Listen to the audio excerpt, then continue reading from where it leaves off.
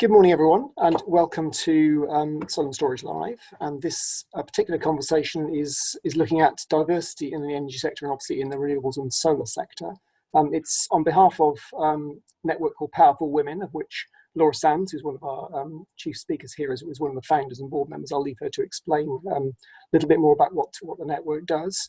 We're also joined by Juliet Davenport, who is a founder and chief executive of Good Energy, which is one of really the trailblazers in the renewable sector, and has really achieved a great deal in her career, and a lot more to come, I'm sure. So what I'll do is, in terms of format, there's a conversation which Laura and Juliet will have for 20 minutes or so, and then I'll come in and ask prompt a few questions after about 20 minutes, and we have half an hour in total. So at that note, Laura, I'll hand the floor to you, and enjoy your conversation.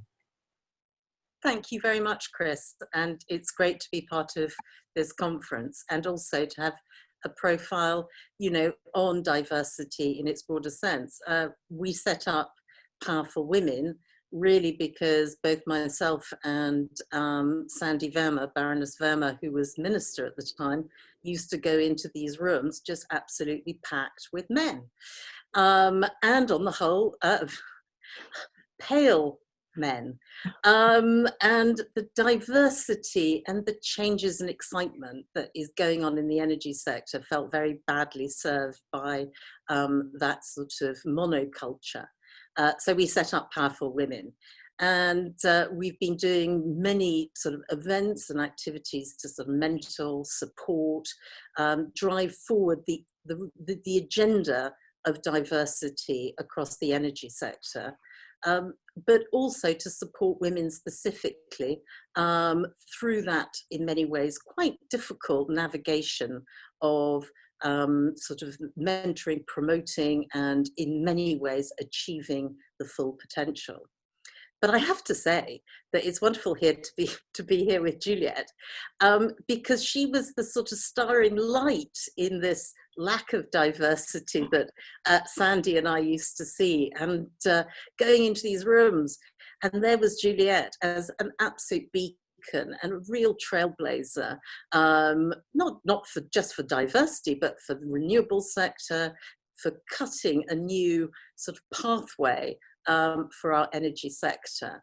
So I just wonder, do you think when you set it up that you thought it would be quite so long before we'd seen some real step change? And how many other wonderful women are chief executives of big companies like you? It is, Laura, it's a very good question. And I think it's quite interesting looking back, because when you set something up, I think you have to remain quite naive, because sometimes the mountain might feel very high to climb. And actually, I always remember, just from a renewables point of view, some of our business cases, which were very hockey stick. I was like going from 0 to 360 in 10 seconds or whatever. But it was a very, it was quite an exciting time in itself, because actually it was when the markets were liberalised. So it was the first time you saw competition coming in with the marketplace. So did we expect it? Did I expect it to move faster? Possibly, yes. Did I expect it to be so undiverse? I actually hadn't thought about it until I used to end up like you in rooms going, oh, okay, there's a lot of suits in here. And also what tended to happen is, as soon as you said anything, you would also be stared at. Which was, I think quite often the CEOs of other big energy companies used to slightly switch off when each of them talked. But if I spoke, I definitely seemed to get a response. Whether it was always good or not is a different matter. But it did seem to strike a response. But it is interesting, because until you start seeing more women in senior roles, you don't realise what you've missed. And it is quite interesting seeing much more diversity of thought across the board coming into this sector, and of ethnicity and of gender. It does make a huge difference, because you do get a bit stuck, and you don't realise that you get into this particular relationship with an industry, or with your competitors, or with the regulator. And when you start to see different faces shift around, suddenly things do change. and you can have different conversations, and quite often what I find is they can be more human conversations, which for me is what this industry always lacked, was conversations about humans and human conversations. Well, and not all that engineering stuff. Oh, completely. And it's still there today, Laura. You know that. And what's so interesting is as we move into a very, very different energy system, what it felt like the whole sector was absolutely determined by very key truths that were absolutely, there was either a right answer or a wrong answer. And in many ways, you ended up with sort of a Bible of absolutes that nobody could diverge from. Yeah. And that's what's so exciting about the new system emerging, is we can recreate, we can create, we can reshape things in a much more sort of diverse, dynamic way, which really does need different mindsets and different experiences, I would think.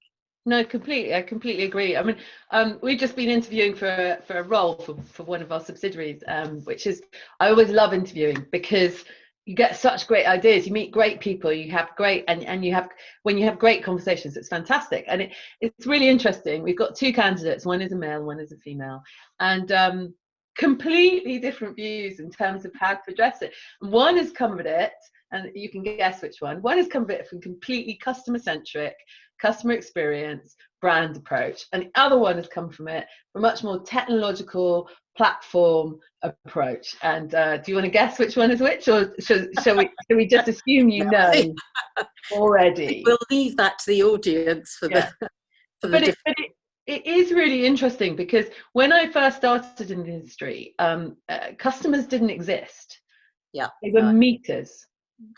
And when you got to a meter, when the energy got as far as a meter, nothing happened on the other side, obviously. It was a complete blank on the other side of the meter. And we've still got a little bit of that today. I mean, we still define customers as being two profiles. And we still, quite often, I hear people talk about the energy market and customers, and it's like they're all the same, and they're not. There are parts of the market we need to protect. There are parts of the market we need to release. And I think it's fascinating that we do get stuck in energy terms to kind of go down to the lowest common denominator. And actually, what's exciting about this new market is we are having proper conversations about what this market really means, and what consumers are, and what brands are, and what segmentation is. I know, and it's really, it absolutely shocked me when I started to understand a little bit. I only understand a little bit of the energy sector, when I was told that there were two archetypes for 60 million people. Yeah. And speaking to friends, at Amazon, they divide the country into 150,000 different archetypes. Yeah. All with different needs, with different desires, and with different budgets. And you just think it's been, some ways, we've created a regulatory framework that has made it very simple and has actually simplified what should be much more dynamic and exciting. And I just think that lack of diversity at the heart of the decision making, whether that be regulators, whether it be the large companies or whatever, is inhibiting in some ways the enthusiasm for change. Because I don't think it's actually just gender or ethnicity or approach. I think it's the characteristics as well of the people that have been recruited into the sector that we need to in some ways complement. Yes, I agree, and I think what I have quite often hear this comment, and it's not just at Good Energy, but also in other businesses, where you might introduce somebody who's looking at a problem from a different angle, and you bring them into the conversation either as a consultant or as an interim or something. And the first comment I get back from other people is, oh, but they don't understand energy. And It's like, well, why do they need to understand energy? What is there to understand about energy? Yeah, if you want to get into the 11,000 pages of regulation, then be my guest. I mean, that's a laugh, isn't it? But actually what we need to do is there are fairly standard ways of doing some great practice in innovation, in customer experience, in all those things that we're going to need if we're going to shift to a low carbon marketplace. And they don't have to have been done in energy. In fact, quite often it's an advantage if they haven't been done in energy and they've worked in other sectors. But totally. But I mean, how many people do we know from other sectors that are in leading positions in the energy sectors? You rightly say there's a sort of rite of passage, and you know, you need an electrical engineering degree, and you need to have spent 20 years, and etc. And actually, if we're looking at this dynamic new system, it will all be about customer experience, and that's how we're going to be able to unlock the value right the way up the supply chain into those wonderful engineers that we need, we love.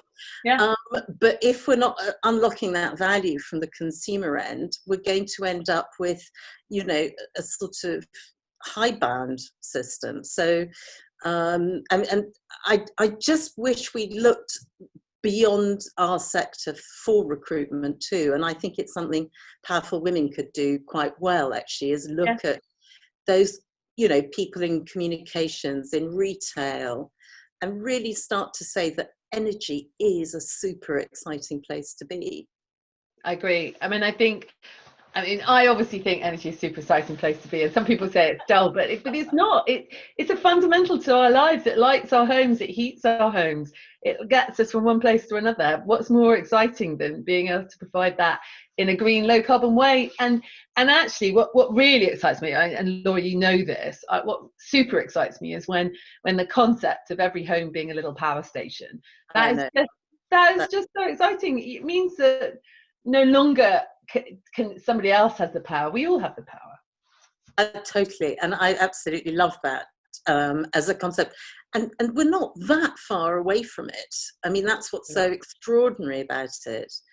But when we go back to sort of the diversity thing and looking at some of the figures, I mean, there has been some progress, but it's quite slow, isn't it? And I just wonder one of the things that I always find about gender and ethnicity in terms of the energy sector is that we're still not always the most attractive sector to be in. I mean, on the whole, whether that be, you know, you're being interviewed not by Juliet but by other people who make you feel as if you don't know about the sector, you're not valid. But we are seeing more women on boards, but just not getting to that executive committee level. And I don't know, you've been doing so much work with the Energy Leaders Group. I just wonder what lessons you think we can all learn from driving that forward quicker. Yeah, I mean, I think what's interesting is I do think it's a bit of a slow process, because I think actually a lot of the Energy Leaders Coalition now come together. A lot of good practices now in place, and people have shared a lot of what they're doing. I mean, actually, what was really interesting, we had a bit of argy-bargy in that group, I have to say, maybe slightly instigated by myself, with various of the various of the other CEOs who kind of wanted to send delegates. And the whole point about that group was to make sure that there was an awareness of the data and the issues all the way through the group, from the top to the bottom.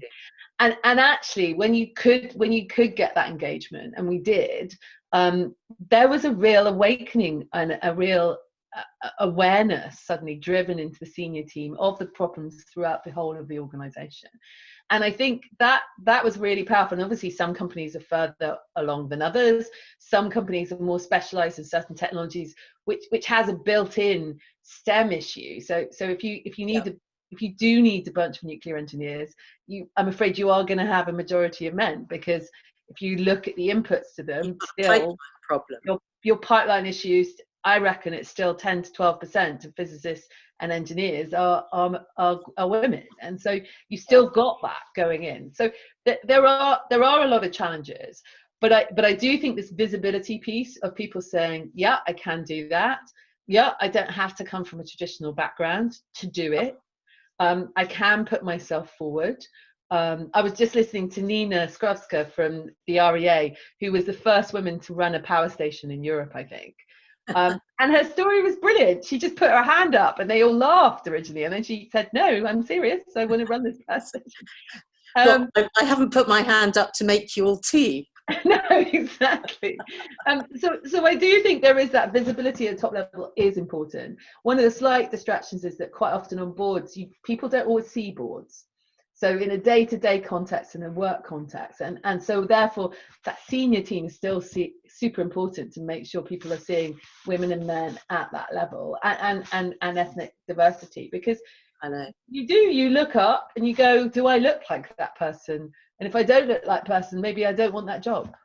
And I do think there continues to be that across the board. I think also it's interesting about diversity as sort of from background point of view as well. And actually having a predominantly engineering type environment also actually sort of precludes other solution thinking and other ways of approaching stuff. But I mean, if we're looking, I mean, I'm just so excited about the next 5-10 years. Yeah. And we're going to need solution minds. We're going to need people who understand new business models, who can anticipate, and also who are not frightened to fail. And I think that in many ways the sector is very nervous about not getting things 100% right, and we're going to have to sort of build really exciting different businesses, some that will do well, some that won't. And I just hope very much that both Powerful Women and the sector itself really looks to diversity to be able to build that sort of thinking and that systems thinking rather than the sort of siloed thinking that we've got. Yeah, I mean, I see it within our own organisation sometimes, this concept that this whole test and learn concept is when you've got an engineering heavy organisation, that is a really alien concept, it feels like. And actually what they want to do is make sure the thing works. And it's like, no, let's make sure somebody wants the thing before you make sure it works. And let's back end the engineering after we've worked out whether there's a market for it. Yeah, exactly. And I think this is where there is this challenge between the two, whether it's customer led or whether it's engineering led. And I think that is going to be the next big challenge for us for the next 10 years, because if we keep trying to do an engineering led approach, we will be too slow. But if we can take it from a customer-led approach, we will be able to move faster. And that means fundamentally changing the DNA of the industry. Yeah. And I think that is a big challenge for the industry, to be able to attract that breadth of people into it. I think it's all of our jobs to make it look more interesting. I mean, I definitely think renewables helps. People like renewables, and you tend to attract people on the back of renewables. So people using renewables in their advertising tend to attract a more diverse set of base of people. Yes, I mean, you see a lot of energy companies now that aren't necessarily totally renewable dominated, being absolutely focused on that segment of their proposition as being the part of their, as telling the story of their future, not talking too much about their existing or past record. But I also think it's exciting because in some ways the whole renewables and the decarbonisation agenda is smaller in terms of the companies are often smaller, not yours, but a lot of them. And actually that's where diversity starts to really, really matter. There's less pigeonholes that people are put in. And it's also very much more attractive to women and for people who don't come from necessarily that engineering background. So I think that sort of, in many ways, proliferation of smaller companies who are making a difference and making an impact is exciting. Yeah, I agree, and I think we need to just keep going is the honest answer. I mean, I think Powerful Women, I think for the first 3-4 years we were there, that it was, the numbers didn't seem to shift at all, if I remember rightly, Laura. And the fact they are shifting now, feels like, when a sledge gets stuck in the snow and you have to get it unstuck, it felt like we were a bit stuck for a while. And what I'm hoping is we've unstuck it and we start to gain some momentum. And that momentum is, and I think it's incredibly important to be working with a diverse set of people, not necessarily at senior management level, but at the level below, and really encouraging those people and their skill sets to kind of keep progressing within organizations. Yeah. But I think also when we first started this, and you were right there at the very, very beginning, was actually the fact that people didn't know that there was a value. that in some ways diversity was crucial to their success. Yeah. And to be frank, going forward, their resilience and sustainability, because, you know, there are going to be companies, there are going to be winners and losers in this decarbonisation journey. Right. And it's those companies that can actually pivot, change, become solution-orientated companies. I was always interested by Engie because of having so many having women as the finance director and as the chief executive, and they went through a total decarbonisation, divestment of all their gas power stations. Yeah. And some of their shareholders thought they were absolutely mad, but now they're, you know, in a very good place, in many ways being led by women's decisions about a culture change right at the heart of the company. No, I agree. I mean, I think we ought to look. I mean, I think government should look about. I mean, we've got targets on innovation and R&D spend in the UK to up those. And my personal view is I don't think government should be giving money out to companies that don't have diverse senior management teams, because otherwise what we're doing is we're investing in R&D that's not going to be addressing the future. And I see that it's limited by the people who are there. Yeah, completely. And I think for me that is a big challenge. I think that we should be asking government really to challenge the sector in more than just let's report it. Let's actually put some money behind it and say you don't get your hands on this money unless you do have a diverse senior leadership team. And I think that's crucial personally. I love that. That really, you can see people now running for their headhunters. There you go, Laura. You can recommend that to some of your friends and see if it's taken up in Bays. Yeah. I'm going to pop in there just to ask a few. You'll have noticed on the token man discussion. Very glad to be that. Right. One of the questions I had was, you talked about the different sort of cultures across the different energy sectors. So it seems like you're saying you think the decentralized sort of energy system and some of the technologies and some of those sort of new smart energy sort of ways of working are one route to bring more diversity into the sector. Is that, have you got sort of evidence to sort of say that you think those sort of companies do tend to be more diverse than the traditional? That is a very good question. The counterpoint would be National Grid, because I'm thinking National Grid, if you feel like National Grid is quite an old style engineering company, but actually got a lot of senior women for quite a number of years there. Chris, I think that's an excellent question, and I do think there is some data, but I don't have it to hand. Otherwise, obviously, I would share it. But I do think there is some stats that show that the renewable sector have a sort of larger percentage of women than the overall sector, and I think it is driven by the fact that those businesses tend to be a little bit more purpose-led, and women are definitely more attracted to purpose-led businesses, and I think that there's also a closeness to there's some more practicality. It doesn't feel quite so large to get into. They're not large corporates quite often. They're more small startups. And again, I think women can find themselves feeling more comfortable in those organisations. You're an advocate of smart energy, Laura. But if you start to look at what sort of wider sectoral analysis says, I mean, you know, McKinsey says that you're 25% more likely to be to create higher profits if you've got a diverse senior team. So, and there are thousands of reports that actually talk about diversity as a driver of both not just profits, but also sustainability, long-term investment, and more resilient business models. So I think that, I mean, it sort of just makes sense anyway, in terms of why would you have a group of, you know, like-minded, very similar profile people? You might as well just do it on your own then. I mean, there's no need to have a discussion. So, Laura, I'm sorry to cut you there, but I'm afraid that's all we've got time for today. Thank you to Laura, Juliet and Chris for such an interesting discussion, and to the audience for joining us. If you'd like to find out more, we've included the link to the Powerful Woman's website on your screen now. There you can find out more information about what your organisation can do to increase representation and the details on how to reach out to their team. Thank you again and enjoy the rest of the event.